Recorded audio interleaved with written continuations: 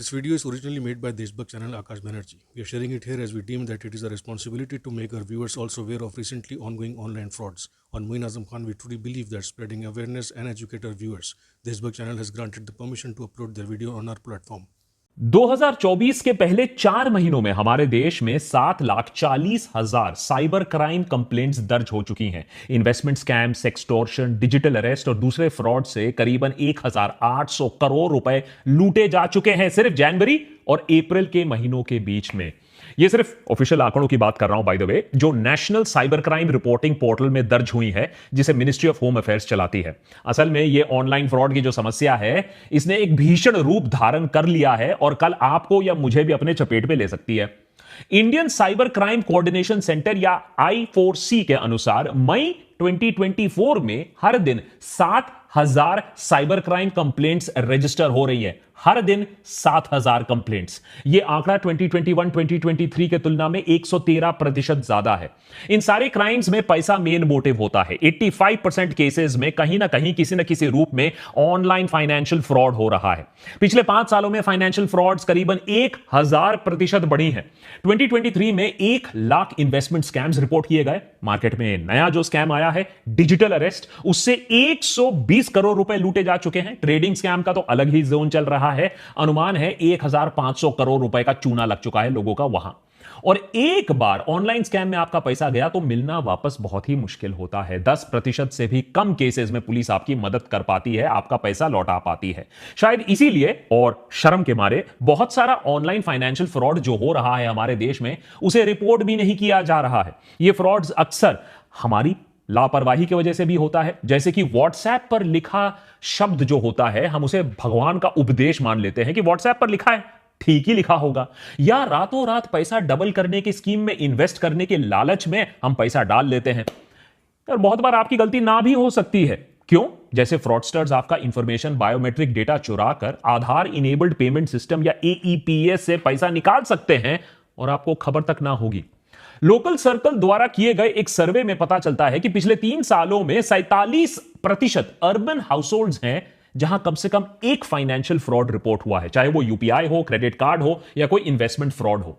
23,000 लोगों का ये जो सर्वे है, इसमें यह पाया गया कि क्रेडिट कार्ड पर अक्सर अनऑथराइज चार्ज किया जाता है या फिर UPI में QR कोड से पेमेंट मिलने के बजाय से पेमेंट हाथ से निकल जाता है। हर दिन क्रिमिनल्स नया नया टेक्निक निकालते हैं हमें लूटने के लिए।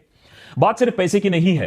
आए दिन सुर्खियों में हमें यह खबर भी दिखने को मिलती है कि कैसे फाइनेंशियल फ्रॉड्स, एक्सटॉर्शन या इलीगल लोन एप्स के वजह से लोग अपनी जान तक ले रहे हैं।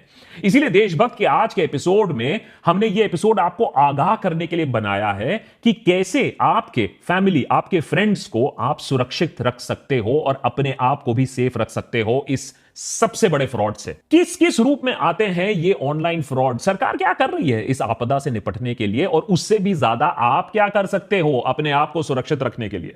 बड़े बड़े फ्रॉड्स में नेता, बिजनेसमैन, टैक्स पेयर का पैसा खा जाते हैं, लेकिन ये जो ऑनलाइन फ्रॉड है ना, उससे भी ज्यादा खतरनाक है। ये फ्रॉडस्टर्स आपके बैंक बैलेंस को, आपकी इज्जत को, आपकी जिंदगी तक को खा जाएंगे और डकार तक नहीं लेंगे। और इसीलिए इसे आप रोक सको, आप लोगों को आगाह कर सको, हमने इस वीडियो को एकदम कॉपीराइट फ्री बनाया है। आप इस वीडियो को शेयर करो, डाउनलोड करो, रीअपलोड करो, कोई प्रॉब्लम नहीं है। बस अपने फैमिली, अपने फ्रेंड्स को आगाह करो कि यह देश का सबसे बड़ा स्कैम बन चुका है।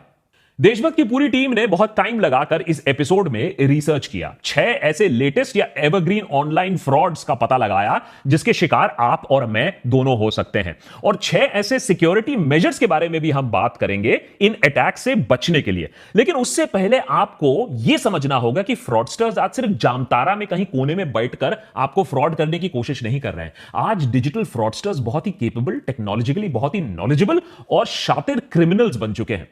अगर आपके साथ कभी भी फाइनेंशियल फ्रॉड हुआ है तो आप चुप मत बैठो, क्योंकि यही चुप्पी क्रिमिनल्स को और हौसला देती है। अच्छे से अच्छों को इन क्रिमिनल्स ने फांसा हुआ है अपने लेटेस्ट डिजिटल अरेस्ट स्कैम में।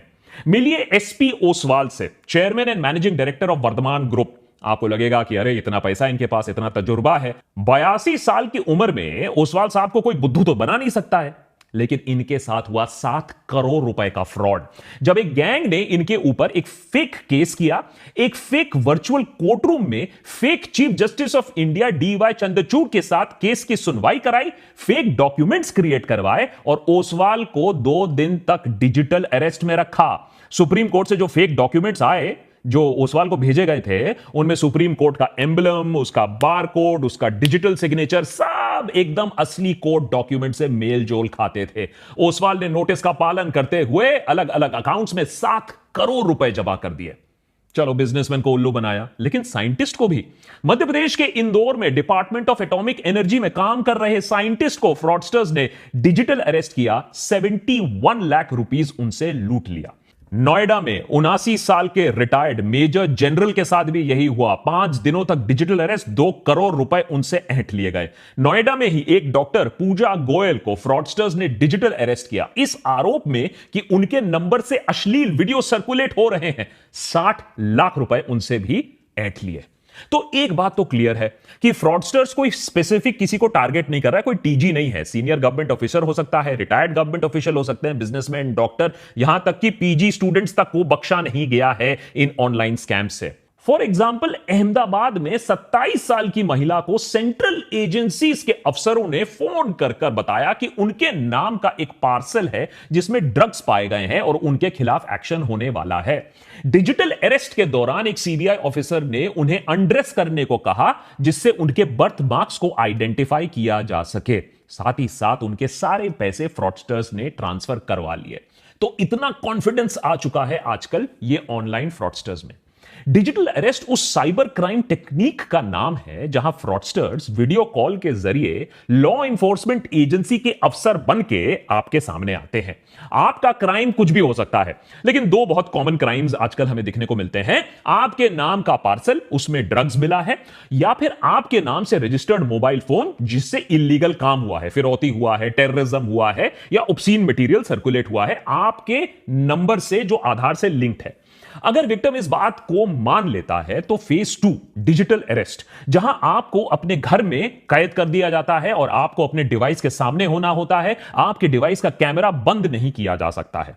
बेसिकली आइडिया फ्रॉडस्टर्स का यह है कि आपको इंटेरोगेट करेंगे और आप किसी से हेल्प नहीं ले सकते हो क्योंकि आपको कैमरा के सामने बैठना है। फाइनली वही होता है जो इन सारे केसेस में जनरली हमें दिखने को मिलता है। सेटलमेंट की बात आती है और फिर आप एक मोटी रकम चुकाते हो अपनी जान बचाने के लिए, अपनी इज्जत बचाने के लिए। आजकल तो स्कैमस्टर्स पेमेंट क्रिप्टो करेंसी या गिफ्ट कार्ड में भी डिमांड करने लगे हैं, जिससे उन्हें ट्रैक करना और भी ज्यादा मुश्किल हो जाए। लेकिन ये सारे फ्रॉड्स नहीं होते अगर विक्टिम्स को एक छोटी सी चीज मालूम होती कि डिजिटल अरेस्ट नाम की कोई चीज है ही नहीं हमारे लीगल सिस्टम में। लेकिन शायद हमें पुलिस और लॉ इन्फोर्समेंट का इतना डर, इतना खौफ बैठा हुआ है कि हम डिजिटल अरेस्ट का नाम सुनकर ही सरेंडर कर देते हैं।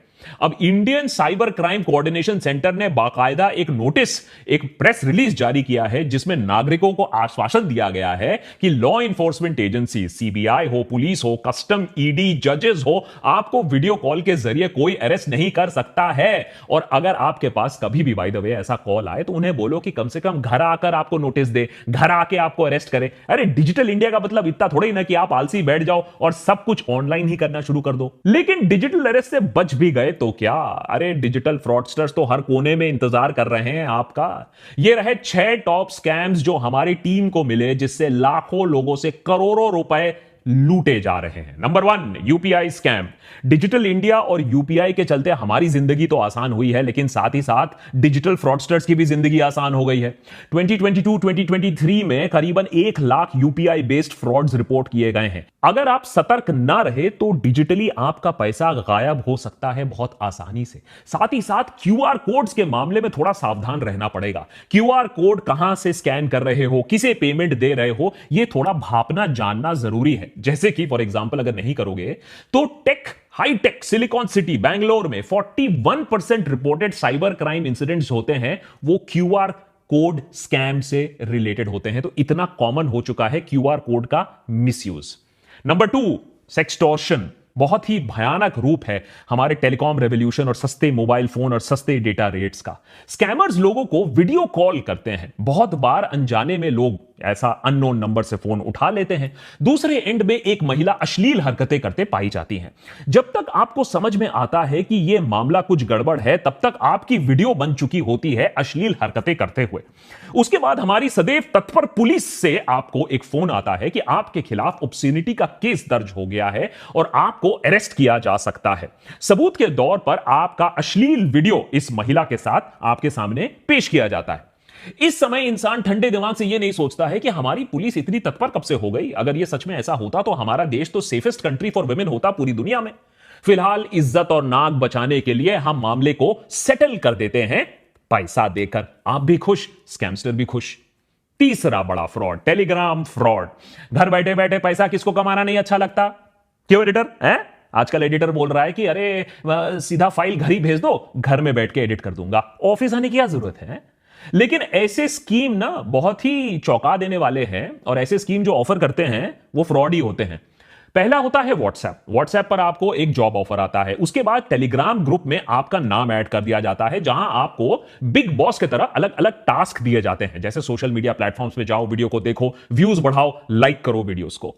पहले आपको आपके काम के लिए छुट्टर पैसे, थोड़ा बहुत पैसे भी मिल जाएंगे, आपका ट्रस्ट बढ़ जाएगा। फिर किसी कारण हेतु, जैसे कि ट्रेनिंग की है या फिर आपको ज्यादा बिजनेस मिलेगा, उस एक्सक्यूज पे आपको उल्टा पैसा जमा करना होता है। एक बार आपने मोटी रकम जमा की, बंदा गायब आपके पैसे के साथ। नंबर 4, एआई की दुनिया बहुत चकाचौंध है। मानवता एवोल्यूशन की अगली पायदान पर चढ़ रहा है एआई के साथ। क्रिमिनल्स ने बोला हम क्यों पीछे हट जाएं, तो उन्होंने भी एआई की मदद से लोगों को अब गधा बनाना और उनसे पैसा निकालना सीख लिया है। किसी के बेटे का एक्सीडेंट हो गया है, वो हॉस्पिटल से कॉल कर रहा है, पैसे की गुहार लगा रहा है, कैसे मना करोगे आप? किसी की बेटी को पुलिस ने होटल के रूम से नग्न अवस्था में अरेस्ट कर लिया है, और अगर आपको बचाना है अपनी बेटी को तो सेटलमेंट के पैसे निकालो अभी के अभी। आपको उसकी आवाज तक सुनाई दे रही है फोन पर, पीछे मदद मांग रही है वो। अगर वो घर पर बैठकर टीवी ना देख रही होती तो आप बात मान भी लेते, आप पैसे दे भी देते। कुछ लोग बच गए, लेकिन लाखों लोगों, लाखों पेरेंट्स ने, लाखों रिश्तेदारों ने पैसा ऐसे निकाला है। और जो आवाज उन्होंने सुनी होती है, जिस पर विश्वास करके वो पैसे निकालते हैं, वो असली, ऑलमोस्ट असली ही आवाज होती है। सॉफ्टवेयर की मदद से, एआई की मदद से आप आज के डेट में किसी की आवाज को कॉपी कर सकते हो और फिर उस आर्टिफिशियल आवाज से कुछ भी बुलवा सकते हो। मिशन इंपॉसिबल में टॉम क्रूज ये सालों से करते आए हैं, लेकिन अब क्रिमिनल्स रियल लाइफ में ये कर रहे हैं एआई की मदद से, और आपको लूट रहे हैं। Number 5, link based cheating. देखिए, हर स्कैम को एआई की जरूरत नहीं है, कटिंग एज टेक्नोलॉजी की जरूरत नहीं है। कभी कभी हमारी जो कम्जोरी होती है, फ्रॉडस्टर्स के लिए सबसे बड़ा वरदान वही होता है, ह्यूमन वीकनेस। जैसे हमारा लालच। सबको चाहिए एक फ्री में कुछ, एक फ्री में प्राइज, और व्हाट्सएप पर जो कुछ आता है वो तो 100% ट्रू होता है। तो व्हाट्सएप पर आ गया एक लिंक, आपने उस लिंक को क्लिक कर लिया और लिंक में मिला आपको एक शानदार प्राइज। Free free free. बस फ्री सुनकर आपकी तो लार टपक गई। अब ये फ्री प्राइस के लिए आपको थोड़े डिटेल्स भरने, आपका एड्रेस भरना है, आपका आईडी प्रूफ भरना है, और कभी कभी प्राइस इतना बड़ा हो सकता है कि उसके लिए आपको अपना सारा बैंक डिटेल भरना हो, थोड़ा टैक्स का पैसा देना हो, शिपिंग का फी भी भरना हो। ये सारा पैसा आपने दिया, प्राइस आपको कभी मिला नहीं, और पैसा जो था वो भी निकल गया। और अगर ज्यादा अनलकी हुए तो बैंक का पासवर्ड भी दे दिया, तो बैंक अकाउंट भी खाली। Number 6, OTP scam. सरकार ने स्कैम्स को रोकने के लिए और आपको बचाने के लिए 2FA बहुत जगह कंपलसरी कर दिया है। 2FA यानी 2 फैक्टर ऑथेंटिकेशन, यानी आपके फोन पर ओटीपी के बिना कुछ भी प्रोसेस नहीं होगा। अब फ्रॉडस्टर्स फिर से एक कदम आगे, ओटीपी के पीछे पड़ जाते हैं, उसे निकालकर आपके बैंक अकाउंट, डिजिटल वॉलेट्स और दूसरे सेंसिटिव इंफॉर्मेशन को एक्सेस करने की कोशिश करते हैं। इसीलिए वो आपको आपके फोन में बैंक अकाउंट रिप्रेजेंटेटिव बनकर आ जाते हैं, ई कॉमर्स साइट ऑपरेटर बनकर आ जाते हैं, अक्सर सरकारी अफसर बनकर आपको फोन कर देते हैं। अब आप ये नहीं सोचते हो कि सरकारी दफ्तर में अफसर ना मिला, लेकिन सरकारी अफसर आपको फोन पर आकर आपसे सारी इंफॉर्मेशन ले रहा है? आप भी दे देते हो, हाँ ठीक है सरकारी अफसर है, बिना सोचे समझे आपने ओटीपी दिया और आपके पैसों का हो गया स्वाहा। इन स्कैम से आपका कितना नुकसान हो सकता है, देश के नागरिकों का कितना नुकसान हो सकता है, आप सोच भी नहीं पाओगे। फॉर एग्जाम्पल मैं आपको बताता हूं, 2014 से लेकर 2023 के बीच में इंडियन बैंक्स में 65,000 फ्रॉड केसेस डिटेक्ट किए गए। 4.65 लाख करोड़, जी हां 4.65 लाख करोड़ का घपला हुआ करीबन 10 सालों में।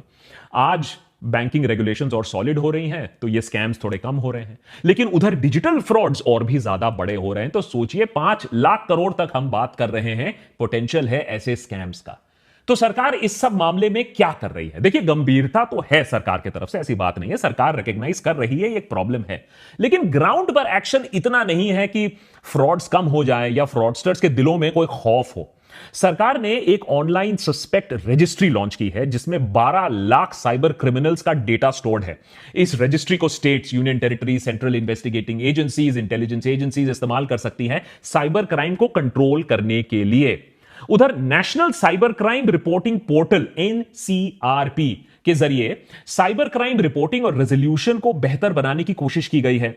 एनसीआरपी को अभी हर दिन 67,000 कॉल्स आती हैं साइबर क्राइम रिलेटेड क्वेश्चन से। तो सोचिए, लोगों में भी इतना डर है अभी कि इस हेल्पलाइन में लोग फोन करके पता लगा रहे हैं कि उनके साथ भी फ्रॉड हुआ है या नहीं। और Indian cyber crime coordination centre I4C ने अभी तक 2,800 करोड़ डिफ्रॉडेड मनी है, ये जो स्कैम्स का पैसा है, ये वापस दिया है करीबन 8.5 लाख विक्टिम्स को। तो कहीं ना कहीं एक शुरुआत की गई है। लेकिन इस शुरुआत से ज्यादा कुछ नहीं हो पाएगा जब तक ना आप इसमें साथ दोगे। कैसे? सबसे पहले तो आप एक काम करो, अगर आपके साथ कभी भी साइबर क्राइम हुआ है तो आप इमीडिएटली इसे रिपोर्ट करो। www.cybercrime.gov.in ये एक ऑफिशियल पोर्टल है जहां आप इसको रिपोर्ट कर सकते हो, सरकार आपकी मदद कर सकती है। आप 1930 पर फोन कर सकते हो, नेशनल साइबर क्राइम हेल्पलाइन है। लेकिन किंतु परंतु अगर आप चाहते हो कि बात रिपोर्टिंग तक ना आए, बात सरकार तक ना पहुंचे, फिर बात गुहार तक ना आए कि भैया आप बोलो कि मेरा पैसा किसी तरीके से लौटा दो, तो आपको ही चौकस रहना होगा।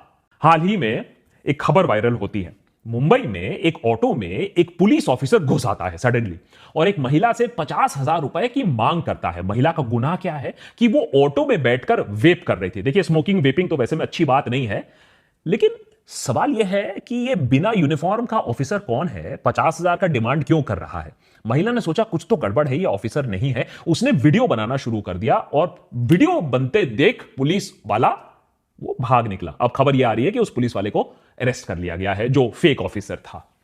कहने का मतलब यह है कि आपको प्रोएक्टिव रहना होगा। ये डर के नहीं बैठो कि पुलिस का नाम जैसे ही सुना है रिटर जैसे, हाँ, डर के नहीं बैठना, आपको डरना नहीं है। 90% केसेस में साइबर फ्रॉड में पैसा वापस नहीं मिलता, याद रखिए। तो डर गए, जो डर गया वो मर गया। हाँ, अगर बैंकिंग चैनल से पैसा आपका निकलता है तो तुरंत बैंक को जाकर रिपोर्ट करो। अगर बैंक की नेग्लिजेंस की वजह से आपका अकाउंट कॉम्प्रोमाइज हुआ है तो बैंक आपको पूरा पैसा वापस देगी। लेकिन याद रखिए, अगर अनऑथराइज्ड ट्रांजैक्शन 7 दिन बीत चुके हैं और उसके बाद जाकर आपने रिपोर्ट किया तो बैंक की लायबिलिटी काफी कम हो जाती है। फिर बैंक की पॉलिसीज ही काम आएंगी, सरकार आपको वहां मदद नहीं करेगी। तो सबसे पहले तो चौकस रहना होगा ट्रांजैक्शन को लेकर, अगर आपके ऊपर कोई धमक रहा है उसको लेकर। Point number 2, prevention is the best cure. अरे सीधा सीधा प्रिवेंशन करो। Have an apple a day. किसी अननोन मैसेज को मत खोलो, अनसोलिसिटेड लिंक को क्लिक मत करो, अननोन वीडियो कॉल को मत उठाओ, और जो बैंक ट्रांजैक्शंस हैं उन्हें हमेशा डबल चेक करके अप्रूव करो। अगर कंप्यूटर पर एंटीवायरस नहीं है, चलो वहां भी पैसा बचाना चाहते हो कोई बात नहीं, कम से कम अपने बैंक स्टेटमेंट्स को रेगुलर स्कैन करो। हर ट्रांजैक्शन पर एसएमएस अलर्ट लगाओ और ओटीपी 2 फैक्टर ऑथेंटिकेशन के बिना कुछ भी काम नहीं करने का। जो बात व्हाट्सएप पर आपने आज तक नहीं सीखा, कम से कम वो रियल लाइफ में सीख लो कि कोई भी क्यूआर कोड जो आपको दिखता है उसे ब्लाइंडली ट्रस्ट नहीं करने का। कोई भी पेमेंट लिंक जो आपको दिखता है उसे ब्लाइंडली पे नहीं करने का। किसी भी पेमेंट जहां दे रहे हो, देखो किस गेटवे को इस्तेमाल कर रहे हो, किस सॉफ्टवेयर को इस्तेमाल कर रहे हो, और मल्टी फैक्टर ऑथेंटिकेशन का आप इस्तेमाल करो। जैसे कि आप में क्रेडिट कार्ड में भी अगर ओटीपी है तो उसको इनेबल करो। और जो ट्रस्ट का फैक्टर है ना, इतना भी ट्रस्ट मत करो। हर अननोन नंबर को उठाने की जरूरत नहीं है। आपकी कॉलेज की गर्लफ्रेंड को अगर आपसे पैचअप करना होगा तो कोई और तरीका उसको मिल जाएगा। हर कॉल उठाने की जरूरत नहीं है। उठाओगे तो फिर आपका भी डिजिटल अरेस्ट हो जाएगा। और अगर पार्सल में ड्रग्स निकले तो इमीडिएटली फोन काटो और जिस कंपनी से वो फोन आया था ड्रग वाला, उस पार्सल कंपनी को खुद फोन करो और पता लगाओ कि कहां भैया तुम्हारा थाईलैंड में ड्रग पकड़ा गया है। सरकार इतने सालों से हर चीज के लिए आधार मांगती आई है। बर्थ से लेकर डेथ सर्टिफिकेट के लिए, बैंक अकाउंट खोलने से टॉयलेट जाने के लिए आधार की जरूरत होती थी। लेकिन अब नया फॉर्मूला यह है कि आपको अपना आधार नहीं दिखाना है। जी हां, पहले दिखाना था, अब आपको नहीं दिखाना है, क्योंकि आपका आधार नंबर से ही आपके ऊपर फ्रॉड हो सकता है। तो जितना अपना डेटा प्रोटेक्ट कर सको उतना डेटा प्रोटेक्ट करके रखो। और जितना अपना पर्सनल इंफॉर्मेशन है, अपना फैमिली इंफॉर्मेशन है, हर चीज इंस्टाग्राम पे डालने की जरूरत नहीं है। थोड़ा सा अपने जो प्राइवेट इंफॉर्मेशन है उसे कंट्रोल में रखो, क्योंकि फ्रॉडस्टर्स ये भी देख रहे हैं कि आपका बेटा कब बाहर जा रहा है, कब छुट्टी पे जा रहा है, और फिर आपके पास आएगा पुलिस से फोन। नंबर 4, थोड़ा सा अवेयर होने की जरूरत है। मुश्किल है, लेकिन अगर बिग बॉस के घर में क्या हो रहा है ये आपको खबर है, तो टेक्नोलॉजी की दुनिया में भी क्या हो रहा है उसी खबर आपको रखनी पड़ेगी। प्रॉब्लम यह है कि हर दिन फ्रॉडस्टर्स नए नए तरीके खोज रहे हैं। अब हमें तो अपडेटेड रहना होगा। For example, SIM swap scam, ये क्या होता है? इससे हैकर्स आपके सिम को रिमोटली डुप्लीकेट कर सकते हैं और आपका सारा इंफॉर्मेशन चुरा सकते हैं। इसीलिए रेगुलर पासवर्ड चेंज करना भी एक वाइटल सिक्योरिटी टूल है। ओटीपी स्कैम से भी जरूर आपको बचना चाहिए कि ये जो आपका जो पर्सनल फाइनेंशियल डिटेल है कभी फोन पर नहीं शेयर करना।